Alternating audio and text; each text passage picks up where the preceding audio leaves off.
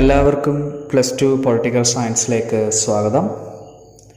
India's external relations, ഇന്ത്യയുടെ വിദേശ ബന്ധങ്ങൾ എന്ന ചാപ്റ്ററിലെ മൂന്നാമത്തെ പാർട്ടിലേക്കാണ് നമ്മളിന്ന് പോകുന്നത്. ഈ പാർട്ടിൽ നമ്മൾ പ്രധാനമായും ഡിസ്കസ് ചെയ്യുന്നത് piece and conflict with China എന്ന ടോപ്പിക്കാണ്. നമ്മൾ ഏതൊരു വിഷയം കിട്ടിയാലും അല്ലെങ്കിൽ ഏതൊരു ടോപ്പിക്ക് കിട്ടിയാലും ആ ടോപ്പിക്കിനെ കുറിച്ച് നമ്മളോട് തന്നെ കുറച്ച് ചോദ്യങ്ങൾ ചോദിക്കണം.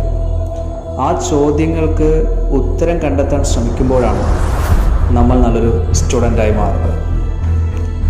ഇവിടെ ഈ ടോപ്പിക്കുമായി ബന്ധപ്പെട്ട് നമുക്ക് 2 ചോദ്യങ്ങൾ ചോദിക്കാം. ആ ചോദ്യത്തിനുള്ള ഉത്തരം കണ്ടെത്തുകയാണ് നമ്മളിവിടെ ചെയ്യാൻ പോകുന്നത്.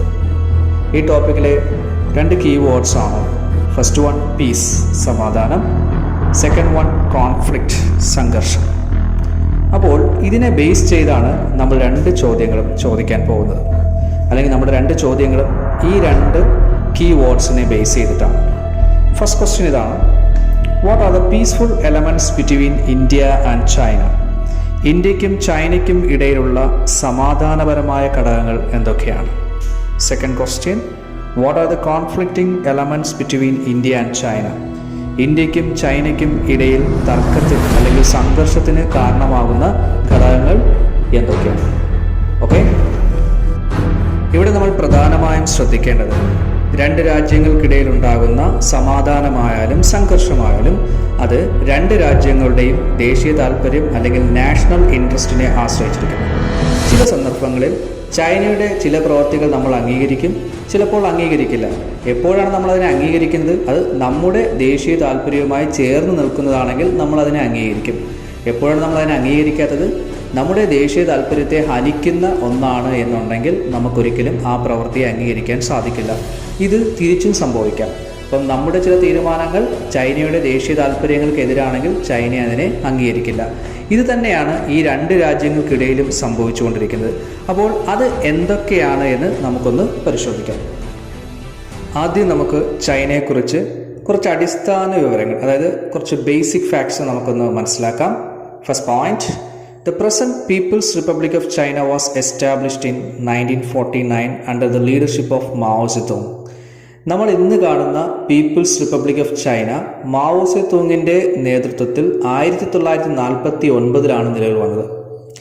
ലൊക്കേറ്റഡ് ഇൻ ഈസ്റ്റ് ഏഷ്യ, ഏഷ്യയുടെ കിഴക്ക് ഭാഗത്തായിട്ടാണ് ചൈന സ്ഥിതി ചെയ്യുന്നത്.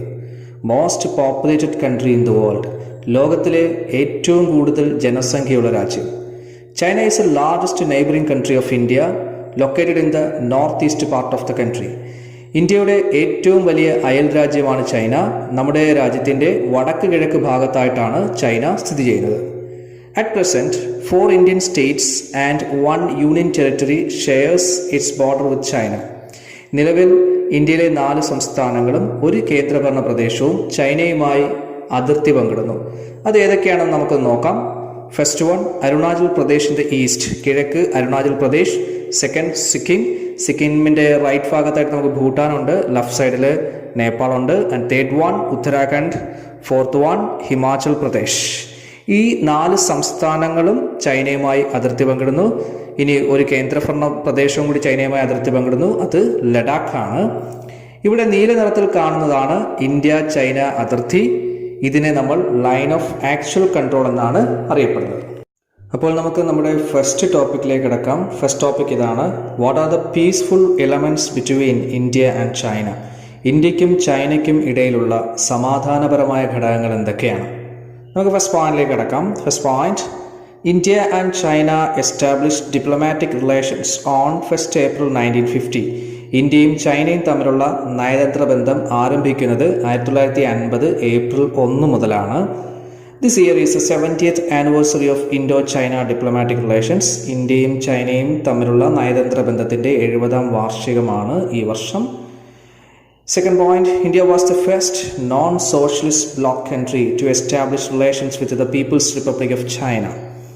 പീപ്പിൾസ് റിപ്പബ്ലിക് ഓഫ് ചൈനയുമായി ബന്ധം സ്ഥാപിക്കുന്ന സോഷ്യലിസ്റ്റ് ബ്ലോക്കിൽപ്പെടാത്ത ആദ്യ രാജ്യമാണ് India. Hindi Chini bhai bhai was a popular slogan in the period of 1950s which shows the friendly atmosphere between the two countries. ഇന്ത്യയും ചൈനയും തമ്മിലുള്ള സൗഹൃദ അന്തരീക്ഷത്തെ സൂചിപ്പിക്കുന്ന ഒരു പ്രശസ്തമായ മുദ്രാവാക്യമായിരുന്നു 1950കളിൽ ഉയർന്നു കേട്ട ഹിന്ദി ചിനി ഭായ് ഭായ് എന്നുള്ളത്. അതായത് ഇന്ത്യയും ചൈനയും സഹോദരങ്ങളാണ് എന്നതാണ് ഇതിൻ്റെ അർത്ഥം. അത്തരം ഒരു നല്ല ബന്ധം ഉള്ളതുകൊണ്ട് ആയിരിക്കണം Indo China border was guarded by paramilitary force, the army was not involve. അർദ്ധസൈനിക വിഭാഗത്തെ ഉപയോഗിച്ചാണ് ഇന്ത്യ ചൈന അതിർത്തിയെ സംരക്ഷിച്ചിരുന്നത്. ഇന്ത്യൻ കരസേനയെ ഇതിൽ ഉൾപ്പെടുത്തിയിരുന്നില്ല. Okay. In 1954 the Chinese premier Zhou Enlai visited India. 1954 Chinese പ്രധാനമന്ത്രിയായ ചൗ എൻലായ് ഇന്ത്യ സന്ദർശിച്ചു. China and India signed the joint statement and jointly advocated the 5 principles of peaceful coexistence on 29th April 1954, which is known as Panchasheel Agreement. ചൈനയും ഇന്ത്യയും തമ്മിലുള്ള പരസ്പര സഹവർത്തിത്വം നിലനിർത്തുന്നതിന് 5 പ്രധാന തത്വങ്ങളടങ്ങിയ ഒരു കരാറിൽ 1954 ഏപ്രിൽ 29 ഒപ്പുവെച്ചു. പഞ്ചശീല തത്വങ്ങൾ എന്നാണ് ഇതിനെ അറിയപ്പെടുന്നത്. ഏതൊക്കെയാണ് ആ 5 തത്വങ്ങളെന്ന് നമുക്ക് നോക്കാം. The 5 principles consist of first one, mutual respect for each others territorial integrity and sovereignty. ഇരു രാഷ്ട്രങ്ങളുടെയും പരമാധികാരത്തെയും ഭൂമിശാസ്ത്രപരമായ അല്ലെങ്കിൽ പ്രാദേശികപരമായ ഐക്യത്തെ അല്ലെങ്കിൽ അതിർത്തിയെ പരസ്പരം ബഹുമാനിക്കുക. The second one, mutual non aggression, പരസ്പരം ആക്രമിക്കാതിരിക്കുക. And third one, mutual non interference in each other's internal affairs, ഇരു രാജ്യങ്ങളുടെയും ആഭ്യന്തര കാര്യങ്ങളിൽ പരസ്പരം ഇടപെടാതിരിക്കുക. And fourth one, equality and cooperation for mutual benefits, ഇരു രാഷ്ട്രങ്ങളുടെയും നേട്ടത്തിനായി പരസ്പര സഹകരണവും തുല്യതയും നിലനിർത്തുക. And the last one, the fifth one, peaceful coexistence, സമാധാനപരമായ സഹവർത്തിത്വം. Okay. If there is any question related with the Panchasheel agreement, you can write this portion as your answer. ഇനി പഞ്ചശീല തത്വങ്ങളെക്കുറിച്ച് ഒരു കുറിപ്പെഴുതുക എന്ന് പരീക്ഷയ്ക്ക് ചോദിച്ചാൽ നിങ്ങൾക്ക് ഈ ഭാഗത്ത് നിന്നും അതിൻ്റെ ആൻസർ എഴുതാൻ സാധിക്കുന്നതാണ്. Okay. In the same year, Indian Prime Minister visited China. He was the first head of the government of a non-socialist country who visited China since the founding of PRC. That means People's Republic of China. അതേ വർഷം Indian പ്രധാനമന്ത്രിയായ Nehru China സന്ദർശിച്ചു. China സന്ദർശിക്കുന്ന ആദ്യ socialist ഇതര രാജ്യത്തലവനായി നെഹ്റു മാറി. Okay. അപ്പം ഇതെല്ലാം ഇന്ത്യക്കും ചൈനയ്ക്കും ഇടയിലെ ആദ്യ ദശകങ്ങളിൽ നിലനിന്നിരുന്ന സമാധാനപരമായ ഘടകങ്ങളായി നമുക്ക് മനസ്സിലാക്കാൻ സാധിക്കും. അപ്പോൾ നമുക്കിനി ഇന്ത്യക്കും ചൈനയ്ക്കും ഇടയിലുള്ള കോൺഫ്ലിക്റ്റിംഗ് ഫാക്ട്സ് അല്ലെങ്കിൽ കോൺഫ്ലിക്റ്റിംഗ് എലമെൻറ്റ്സ് എന്താണെന്ന് പരിശോധിക്കാം. നമുക്ക് ഫസ്റ്റ് പോയിന്റിലേക്ക് പോവാം. China was not satisfied with their borderline fixed by the British India in 1914. According to Simla Convention with the Tibetan Empire, the border is known as McMahon Line. 1914 British ഇന്ത്യയും Tibetan സാമ്രാജ്യവും തമ്മിലുള്ള സിംല കരാർ പ്രകാരം നിശ്ചയിച്ച India China അതിർത്തിയിൽ China തൃപ്തരായിരുന്നില്ല. McMahon രേഖ എന്നാണ് ഈ അതിർത്തിയെ അറിയപ്പെടുന്നത്. China built a strategic road in Aksai Chin, which is the part of at present Ladakh. India knew about it only in 1957. ഇപ്പോഴത്തെ ലഡാക്കിൻ്റെ ഭാഗമായ അക്സായ് ചിന്നിൽ ചൈന ഒരു തന്ത്രപ്രധാനമായ റോഡ് പണിയെടുപ്പിച്ചു. 1957 ഇന്ത്യ ഇതിനെക്കുറിച്ച് അറിയുന്നത്.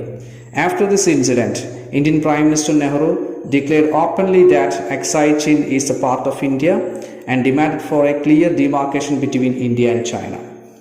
ഈ സംഭവത്തിന് ശേഷം നെഹ്റു അക്സായ് ചിൻ ഇന്ത്യയുടെ ഭാഗമാണെന്ന് പരസ്യമായി പ്രഖ്യാപിക്കുകയും ഇന്ത്യക്കും ചൈനയ്ക്കും ഇടയിൽ കൃത്യമായ അതിർത്തി നിർണയം വേണമെന്ന് ആവശ്യപ്പെടുകയും ചെയ്തു. Okay. This led to the beginning of conflict between India and China. ഇത് ഇന്ത്യയും ചൈനയും തമ്മിലുള്ള സംഘർഷങ്ങൾക്ക് തുടക്കം കുറിക്കാൻ കാരണമായി. ഈ സംഘർഷാവസ്ഥ ഒരു വലിയ യുദ്ധത്തിലേക്ക് നയിക്കുകയും ചെയ്തു. അപ്പോൾ ആ യുദ്ധം എങ്ങനെയായിരുന്നു എന്ന് നമുക്കൊന്ന് പരിശോധിക്കാം. അപ്പോൾ നമ്മുടെ അടുത്ത ടോപ്പിക്കിലേക്ക് കിടക്കാം. Indo China war in 1962. നമുക്ക് ഫസ്റ്റ് പോയിന്റിലേക്ക് പോകാം. The Indo China war in 1962 led to a serious setback in bilateral relations. 1962 Indo China യുദ്ധം ഇരു രാജ്യങ്ങൾക്കിടയിൽ ഉണ്ടായിരുന്ന ബന്ധത്തിന് ഒരു വലിയ തടസ്സമായി മാറി. The second point, the sweet relations between India and China became sour and bitter due to two developments. രണ്ട് കാരണങ്ങളാൽ ഇന്ത്യയും ചൈനയും തമ്മിലുള്ള ബന്ധം കൂടുതൽ വഷളായി. അത് ഏതൊക്കെയാണെന്ന് നമുക്കൊന്ന് പരിശോധിക്കാം. The first reason we already discussed, that is the border issue. ഇതിൽ ഒന്നാമത്തെ പ്രശ്നം നമ്മൾ നേരത്തെ തന്നെ ചർച്ച ചെയ്തതാണ്, അതിർത്തി പ്രശ്നം. The second one is Dalai Lama issue, ടിബറ്റിലെ ദലൈലാമയുമായി ബന്ധപ്പെട്ട പ്രശ്നം. ഇന്ത്യക്കും ചൈനയ്ക്കും ഇടയിലുള്ള ഒരു പ്രദേശമാണ് ടിബറ്റ്. പക്ഷേ ഇന്ന് ടിബറ്റ് ചൈനയുടെ നിയന്ത്രണത്തിലുള്ള ഒരു പ്രദേശമാണ്.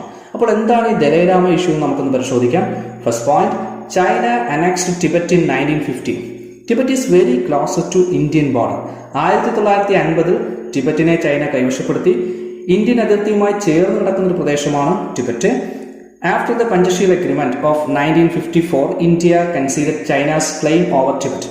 1954 പഞ്ചശീൽ കരാറിന് ശേഷം ടിബറ്റിന് മേലുള്ള ചൈനയുടെ അവകാശവാദം ഇന്ത്യ അംഗീകരിച്ചു. The Tibetan spiritual leader Dalai Lama accompanied Shaolin Lai during his official visit to India in 1956. 1956 ചൗൻ Lai ഇന്ത്യയിൽ ഔദ്യോഗിക സന്ദർശനം നടത്തിയപ്പോൾ ടിബറ്റിന്റെ ആത്മീയ നേതാവായ ദലൈലാമയും അദ്ദേഹത്തോടൊപ്പം ഇന്ത്യ സന്ദർശിച്ചു. Lama informed Nehru about the worsening situation of Tibet. ടിബറ്റിന്റെ മോശം അവസ്ഥയെക്കുറിച്ച് ദലൈലാമ നെഹ്റുവിനെ അറിയിച്ചു. Zhou Enlai assured Nehru that Tibet would be given greater autonomy. ടിബറ്റിന് കൂടുതൽ സ്വയംഭരണാവകാശം നൽകുമെന്ന് ചൗൻ ലായ് നെഹ്റുവിന് ഉറപ്പ് നൽകി. In 1958, there was an armed uprising in Tibet against the Chinese occupation. ചൈനയുടെ കൈവശപ്പെടുത്തലിന് എതിരായി 1958 ഒരു സായുധ കലാപം ടിബറ്റിൽ പൊട്ടിപ്പുറപ്പെട്ടു. But the Chinese force suppressed the uprising. എന്നാൽ ചൈനീസ് പട്ടാളം ഈ കലാപത്തെ അടിച്ചമർത്തി. The Dalai Lama sought political asylum in India. India granted him asylum, which worsened the relations between the both countries. This incident added fuel to the fire. Dalai Lama ഇന്ത്യയിൽ രാഷ്ട്രീയ അഭയം തേടുകയും India Dalai ലാമയ്ക്ക് രാഷ്ട്രീയ അഭയം നൽകുകയും ചെയ്തു. ഈ സംഭവം ഇന്ത്യ ചൈന ബന്ധത്തെ കൂടുതൽ വഷളാക്കി. ഇന്ത്യ ചൈന യുദ്ധത്തിലേക്ക് നയിച്ച ഒരു പ്രധാന കാരണമായി നമുക്കിതിനെ കാണാൻ പറ്റും. അപ്പോൾ നമുക്ക് സെക്കൻഡ് ഇഷ്യൂയിലേക്ക് പോകാം. സെക്കൻഡ് ഇഷ്യൂയിലാണ് ബോർഡർ ഇഷ്യൂ, അതിർത്തി പ്രശ്നം. നമ്മൾ നേരത്തെ പറഞ്ഞു അത് എങ്ങനെ യുദ്ധത്തിലേക്ക് നയിച്ചു എന്നതാണ് നമ്മളിവിടെ പറയുന്നത്. How the border issue led to the war. First പോയിന്റിലേക്ക് പോകാം. China was not ready to accept the boundaries decided during the colonial days. Colony കാലഘട്ടത്തിൽ നിശ്ചയിക്കപ്പെട്ട അതിർത്തി സ്വീകരിക്കാൻ ചൈന തയ്യാറായിരുന്നില്ല. China claimed 2 areas within the Indian territory, Aksai Chin area in the Ladakh region and state of Arunachal Pradesh in the east. Indian ഭൂപ്രദേശത്തിന്റെ ഭാഗമായിട്ടുള്ള 2 പ്രദേശങ്ങളുടെ മേൽ China അവകാശവാദം ഉന്നയിച്ചു. ഒന്ന് ലഡാക്കിന്റെ ഭാഗമായ അക്സായ് ചിന്നും, 2 ഇന്ത്യയുടെ കിഴക്ക് ഭാഗത്ത് സ്ഥിതി ചെയ്യുന്ന അരുണാചൽ പ്രദേശ് എന്ന സംസ്ഥാനം. China launched a swift and massive invasion in October 1962 on both the disputed areas. 1962 ഒക്ടോബറിൽ ഈ 2 തർക്ക പ്രദേശങ്ങളിലേക്കും വളരെ പെട്ടെന്നുള്ള ഒരു ശക്തമായ കടന്നുകയറ്റം ചൈന നടത്തി. Chinese force captured key areas in Arunachal Pradesh and Aksai Chin. Arunachal പ്രദേശിന്റെ പ്രധാന ഭാഗങ്ങളും അക്സായ് ചിന്നും ചൈനീസ് പട്ടാളം പിടിച്ചെടുത്തു. On a sudden, China unilaterally declared ceasefire and withdrew its troops to where they were prior to the invasion. വളരെ പെട്ടെന്ന് തന്നെ ഏകപക്ഷീയമായി China വെടിനിർത്തൽ പ്രഖ്യാപിക്കുകയും കടന്നുകയറിയ പ്രദേശങ്ങളിൽ നിന്ന് ചൈനീസ് പട്ടാളത്തെ യുദ്ധം തുടങ്ങുന്നതിന് മുമ്പുള്ള സ്ഥലത്തേക്ക് പിൻവലിക്കുകയും ചെയ്തു. ഇങ്ങനെയായിരുന്നു യുദ്ധത്തിന്റെ അവസാനം. ഓക്കെ, ഇപ്പോൾ നമ്മുടെ ഇൻഡോ ചൈന വാർ ഇവിടെ അവസാനിച്ചു. നമുക്കിനി നെക്സ്റ്റ് ടോപ്പിക്കിലേക്ക് പോകാം. ഇനി നമുക്ക് ഇന്ത്യ ചൈന യുദ്ധത്തിന്റെ ഫലങ്ങൾ എന്തൊക്കെയാണെന്ന് നമുക്കൊന്ന് പരിശോധിക്കാം. What where the results of Indo China വാർ. നമുക്ക് ഫസ്റ്റ് പോയിന്റിലേക്ക് കടക്കാം. The Chinese inversion ഡെൻഡഡ് India's image at home and abroad. ഇന്ത്യക്കകത്തും വിദേശത്തുമായി ഇന്ത്യയുടെ പ്രതിച്ഛായക്കേറ്റ ഏറ്റവും വലിയ പ്രഹരമായിരുന്നു ചൈനയുടെ കടന്നുകയറ്റം. Top military commander of India resigned. ഇന്ത്യയുടെ ഉന്നത സൈനിക മേധാവി രാജിവെച്ചു. The defence minister VK Krishna Menon resigned from his post. ഇന്ത്യയുടെ പ്രതിരോധ മന്ത്രിയായിരുന്ന VK കൃഷ്ണമേനോൻ അദ്ദേഹത്തിന്റെ പദവിയിൽ നിന്ന് രാജിവെച്ചു. Nehru was severely criticised for his foolish simple assessment of Chinese intentions. ചൈനയുടെ ഉദ്ദേശത്തെ നിസ്സാരമായി വിലയിരുത്തി എന്ന പേരിൽ നെഹ്റുവിനെ ശക്തമായി വിമർശിച്ചു. No confidence motion moved against the Nehru government. Nehru ഗവൺമെന്റിനെതിരെ അവിശ്വാസ പ്രമേയം കൊണ്ടുവന്നു. The war also affected the opposition parties. പ്രതിപക്ഷ പാർട്ടികൾക്കുള്ളിലും യുദ്ധം വലിയ മാറ്റങ്ങൾ സൃഷ്ടിച്ചു. After the war, the Communist Party of India split into CPI and CPIM. The pro-USSR faction remained as CPI and the pro-Chinese faction became CPIM. യുദ്ധത്തിന് ശേഷം communist party of India CPI എന്നും CPIM എന്നും 2ആയി പിളർന്നു. USSRനോട് ആഭിമുഖ്യം ഉള്ളവർ CPI ആയി നിലനിൽക്കുകയും ചൈനയെ പിന്തുണയ്ക്കുന്നവർ CPIM ആയി മാറുകയും ചെയ്തു. ഇതൊക്കെയാണ് യുദ്ധം ഉണ്ടാക്കിയ പ്രധാന മാറ്റങ്ങൾ. നമുക്കിനി ഒരു ചെറിയ ടോപ്പിക്ക് കൂടി ഡിസ്കസ് ചെയ്യേണ്ടതുണ്ട്. ടോപ്പിക്ക് വേറൊന്നുമല്ല, യുദ്ധത്തിന് ശേഷമുള്ള ഇന്ത്യ ചൈന ബന്ധം എങ്ങനെയാണ് എന്നതാണ് ആ ടോപ്പിക്കിൽ പ്രധാനമായിട്ടുമുള്ളത്. നമുക്ക് ആ ടോപ്പിക്കിലേക്ക് കടക്കാം. ടോപ്പിക് ഇതാണ്: Indo China bilateral relation after the war. നമുക്ക് ഫസ്റ്റ് പോയിന്റിലേക്ക് പോകാം. പ്രധാനമായിട്ടും 3 പോയിന്റ്സ് ആണ് ഞാനിവിടെ പറയുന്നത്. ഈ 3 പോയിന്റ്സും വളരെ ഇമ്പോർട്ടൻ്റ് ആണ് ഇൻഡോ ചൈന റിലേഷനുമായി ബന്ധപ്പെട്ട്, അതായത് യുദ്ധത്തിന് ശേഷമുള്ള ഇൻഡോ ചൈന റിലേഷനുമായി ബന്ധപ്പെട്ട് വളരെ പ്രധാനപ്പെട്ട 3 പോയിന്റ്സ് ആണിത്. ഇതിന് വളരെയധികം പ്രാധാന്യമുണ്ട്. നമുക്ക് ആ ഫസ്റ്റ് പോയിന്റിലേക്ക് കടക്കാം. In 1976, China and India restored the bilateral relations after the war. 1976 India China ബന്ധം പുനഃസ്ഥാപിക്കപ്പെട്ടു. Second point: In 1988, Indian Prime Minister Rajiv Gandhi visited China, which normalized the bilateral relation. Two sides agreed to look forward and develop bilateral relations actively in other fields while seeking a mutually acceptable solutions to boundary question.